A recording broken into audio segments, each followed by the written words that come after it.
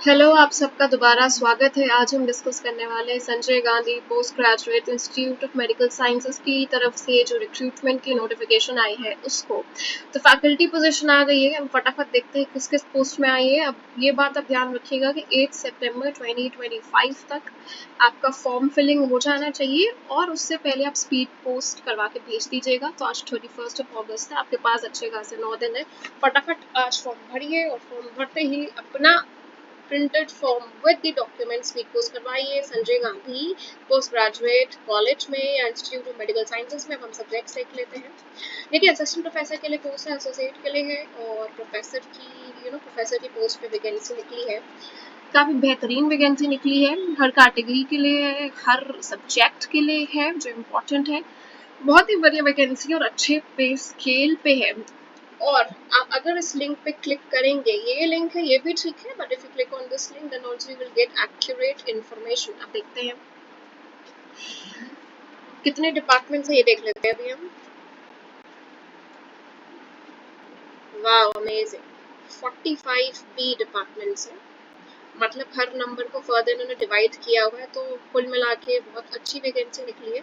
फटाफट आप सब जितने भी एलिजिबल कैंडिडेट्स हैं स्क्रीनशॉट ले लें, फिर हम आगे की डिटेल्स इसकी अभी डिस्कस कर लेंगे विदाउट टाइम वेस्ट करें। देख लिया आपने? ये भी देख लो। चलिए आगे बढ़ते हैं। देखिए, एसेंशियल क्वालिफिकेशन और एक्सपीरियंस आप सबको पता है कि उस पर्टिकुलर सब्जेक्ट के लिए आपके पास पोस्ट ग्रेजुएशन होना चाहिए। और जो भी रिक्वायरमेंट होती है मेडिकल साइंस में, अगर पीएचडी है तो पीएचडी होना चाहिए, कोई एग्जाम क्वालिफाइड होना चाहिए, एडिशनल गवर्नमेंट का वो भी होना चाहिए, सब लिखा हुआ है। देखिए, एसेंशियल क्वालिफिकेशन एंड एक्सपीरियंस, जितना अच्छा एक्सपीरियंस होगा उतने अच्छे आपके चांसेस होते हैं to be shortlisted in qualified interview. See सब लिखा है, आराम से देखिए, आप लोग सब दिया हुआ है। ये देखो, total of 13, 9, 6 and 3 years of teaching and research experience in a recognized teaching institution आपको prescribed MD, MS, DNB degree. तो इन्होंने एक्सपीरियंस रेशियो भी आपको पकड़ा दिया है। 13, 9, 6, 3, ये आपका फर्दर डिवाइड होगा आपकी post professor, associate professor, assistant professor, grade 1, grade 2। ठीक है, देख लिया आपने। Additional requirements are as follows. Professor देख लो, have published at least 4 research publications, 4 research publications, including 2 publications after appointment of additional associate professor. Professor के लिए have completed basic course in biomedical research BCBR from recognized medical institution. Associate professor के बाद 2 paper publish होने चाहिए और BCBR का जो proper course है वो आपने कर लेना होना चाहिए।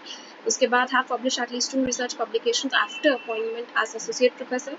Okay, have completed the basic course in biomedical research BCBR from recognized medical institution, ये हम पहले रीड कर चुके हैं। associate professor, देखिए, have published at least 2 research publications after appointment as assistant professor, have completed the basic course in biomedical research from recognized medical institution designated by commission, assistant professor. For super specialty departments, the candidates must have employed the basic course in biomedical research from a recognized medical institution designated by commission. Research publication means only original papers, meta सब इन्होंने mention किया हुआ, तो आराम से देख लेना। Department आप देख लीजिए, ठीक है। उसी के साथ उन्होंने आपकी क्वालिफिकेशन एक्सपीरियंस भी दे दिया है। धीरे धीरे चलते आप सब देखते जाइएगा, फोटो खींच लीजिए, स्क्रीनशॉट कर लीजिए, जो आपको ठीक लगे। कार्डियोलॉजी में देख लो, essential qualification experience in addition to 1 to 3, सब देखते जाओ। क्लिनिकल इम्यूनोलॉजी देख लो, क्रिटिकल केयर मेडिसिन देख लो, सबकी क्वालिफिकेशन इन्होंने मेंशन की है। 3 साल का एक्सपीरियंस, इतने सारे research papers, category wise depend करेगा। इमरजेंसी मेडिसिन देख लो तुम लोग, सब कुछ मेंशन है क्या क्या रिक्वायर्ड है। See hospital administration, infectious diseases,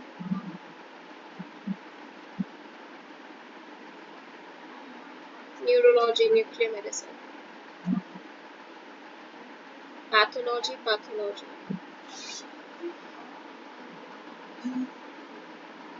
ठीक है। पीडियाट्रिक भी देख लो आप, for the post of associate professor. Physical medicine and rehabilitation भी देख लो। सबकी क्वालिफिकेशन देखो, आराम से मजे करो। Stem cell research centre assistant professor molecular haematology essential qualification, PhD चाहिए, 3 साल का post PhD experience, research industrial experience, desirable qualification भी मेंशन्ड है। बिना शर्माए आराम से देखना और अपना अपना भर देना। बहुत ही अच्छी कॉलेज ने, मेडिकल इंस्टीट्यूट ने आपके लिए वैकेंसी निकाली, बहुत ही अच्छी वैकेंसी और बहुत अच्छी सैलरी पे, यहाँ पे आपको पूरी सैलरी मिलेगी बिना एनी कट के।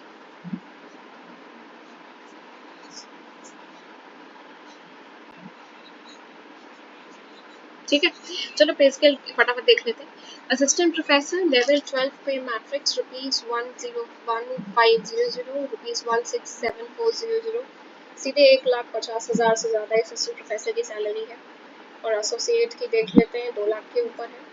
बस एडिशनल प्रोफेसर की देख लेते हैं, इनकी भी 2 लाख के ऊपर है, एंड प्रोफेसर की भी 2 लाख के ऊपर है पर महीना। बेहतरीन सैलरी, फटाफट अप्लाई करिए। अपर एज लिमिट है 50 ईयर्स ऑन 8 सितंबर 2025। 50 साल से ज़्यादा आप नहीं हो सकते। और द एज लिमिट में भी relaxable for exceptionally qualified candidates. Okay, there will be no age relaxation for SC, ST, OBC candidates applying for reserve seat। ये ऐसा कह रहे हैं कि वैसे तो 50 इयर्स है आपकी एज लिमिट, लेकिन जो बहुत ही ज़्यादा क्वालिफाइड कैंडिडेट्स होंगे, बहुत एक्सपीरियंस्ड होंगे, एक्सेप्शनली स्किल होंगे, उनके लिए एज लिमिट रिलैक्स कर दी जाएगी, मतलब 50 से भी ऊपर वो रख लेंगे। और जो SC, ST कैंडिडेट्स जो अनरिजर्व सीट के लिए फाइट कर रहे हैं, उनको कोई भी एज रिलैक्सेशन नहीं देगा institute. Government servants and candidates belonging to scheduled caste, scheduled tribes, other backward classes will get relaxation as per Uttar Pradesh government rules। जो गवर्नमेंट के एम्प्लॉयज हैं उनको रिलैक्सेशन मिलेगी उत्तर प्रदेश के अकॉर्डिंग, उत्तर प्रदेश के जो इसके रूल्स है उसके अकॉर्डिंग।